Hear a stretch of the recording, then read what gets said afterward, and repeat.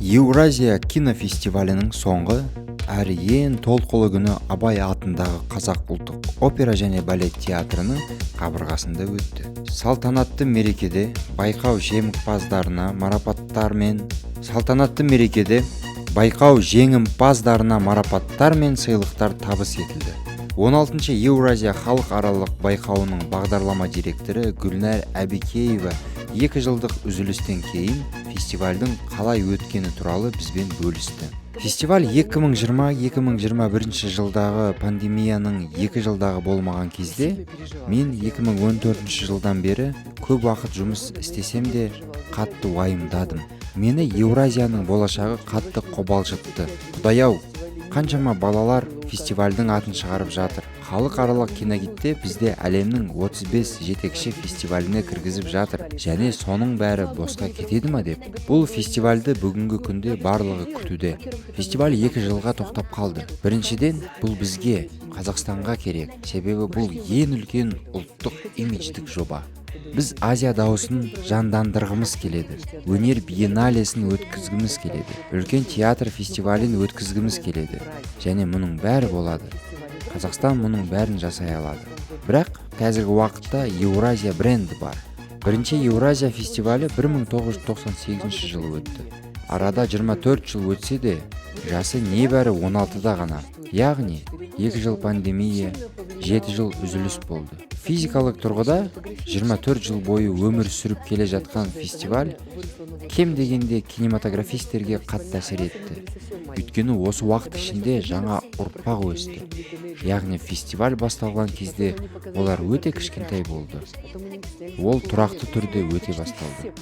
Олар жасөспірім еді. Кейін қысқа метражды фильмдерін көрсетті. Кейін көркем фильмін түсірді. Ал бүгінгі республикалық байқауда қатысқандардың барлығы дерлік 35 жастан асқан жастар. Бірақ олардың бәрі Еуразияның балалары.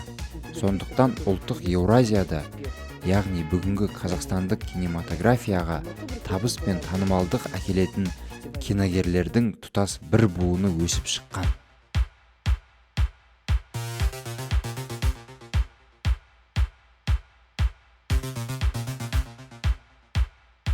Халықаралық байқаудың қазылар алқасының мүшесі, режиссер әрі сценарист Эрнест Әбдіжапаров жеңімпаздардың қандай талаптар бойынша таңдалғанына тоқталды.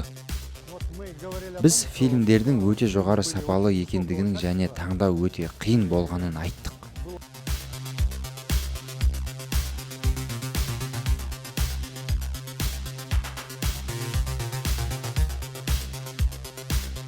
Шындығында бас жүлде кімге бұйыратыны бірден шешілді. Ал қалғанын ең үздік режиссерді, қандай арнайы сыйлықты беру, тағысын бүн үнемі талқылап, пікірімізді өзгертіп отырдық. 3 сағат бойы қызу пікір талас болды. Соңында ешкімді ұмытпау үшін тағы 2 диплом сұрап алдық. Және де Еуразия халықаралық кинофестивалінің жеңімпаздары қандай сезімде болған екенін білмей қала алмадық.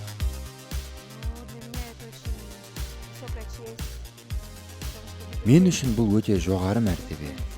Өйткені мұндай қатал қазылар алқасының төрелік етуі үлкен арманның орындалуы. Мен әлі де уайымдап сөз таба алмай тұрмын. Менің атым айтылғанда мен толқып бастадым. Және әлі де толқып тұрмын. Бұл керемет және мен өзімді бақытты сезінудемін. Маған бұл номинацияны жеңе алатынымды айтқанда, мен жеңемін деп ойламадым. Біреу жеңер, бірақ мен емес деп. Өйткені бұл менің бірінші түсірілімім. Оның үстіне мен әлі жаспын. Жеңсем, біртүрлі болар деп ойладым. Ал қазір біраз абдырап тұрмын. Бірақ сонымен қатар марапат алғаныма қуаныштымын. Әділ қазылар алқасы менің еңбегімді жоғары бағалағанына қуаныштымын. Шынымды айтсам, біраз қобалжып кеттім. Фильмім бұлай үздік фильм деп айтылады деп күтпеген едім. Өйткені республикалық байқауда түскен 15 фильмнің барлығы мықты және барлығы мойындалған режиссерлердің жұмыстары. Оның үстіне біздің фильм бюджетсіз 10 күнде түсірілген еді. Біздің фильм үздік фильм жүлдесін алады деп ойламаппын. Мен әлі сене алар емеспін.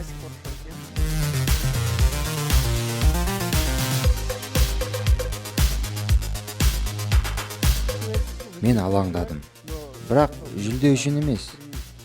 Жүлде келесі инвестицияны алу мүмкіндігін беретін қадам болғандықтан.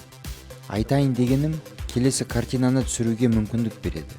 Өйткені өкінішке орай, ешқандай мойындаусыз сіз фильмдер түсіруді білетініңізді дәлелдеуіңіз керек. Сондықтан бұл маңызды. Ал адам ретінде менің еңбегімді жоғары бағалағаны жаныма жағуда. Еуразия күнделігінің командасы сіздермен соңғы түсірілім аяқталды. Назарларыңызға рахмет және жақын арада кездескенше қош сау болыңыздар.